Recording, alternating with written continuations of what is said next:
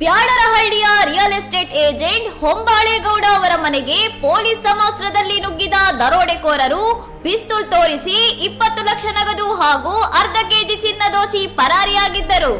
ತಾಂತ್ರಿಕ ಸಾಕ್ಷ್ಯಗಳ ಆಧಾರದ ಮೇಲೆ ತನಿಖೆ ನಡೆಸಿದ ಪೊಲೀಸರಿಗೆ ಶಾಕಿಂಗ್ ಸುಳಿವು ಸಿಕ್ಕಿದ್ದು, ದರೋಡೆ ಮಾಡಿದ ಮುಖ್ಯ ಆರೋಪಿ ಸದ್ಯ ಜೈಲಿನಲ್ಲಿರೋ ಕೈದಿ ಎಂಬುದು ಪತ್ತೆಯಾಗಿದೆ. ಪೆರೋಲ್ ಮೇಲೆ ಜೈಲಿನಿಂದ ಹೊರಬಂದಿದ್ದ ಈತ ದರೋಡೆ ಮಾಡಿ ಮರುದಿನವೇ ಹಣ ಒಡವೆಗಳನ್ನು ತನ್ನ ಆಪ್ತರಿಗೆ ಹಸ್ತಾಂತರಿಸಿ ಯಾರಿಗೂ ಅನುಮಾನ ಬರದಂತೆ ಮತ್ತೆ ಜೈಲು ಸೇರಿದ್ದಾನೆ. ನೀವು ಎಷ್ಟು ಮಾಡಿಟ್ಟಿದ್ದೀರಾ ಎಂಬುದು ನಮಗೆ ಗೊತ್ತು, ಅವುಗಳನ್ನು ತೋರಿಸಿ, ಇಲ್ಲವಾದರೆ ನಿಮ್ಮನ್ನು ಇಲ್ಲಿಯೇ ಮುಗಿಸುತ್ತೇವೆ ಎಂದು ಬೆದರಿಕೆ ಹಾಕಿದ್ದರು.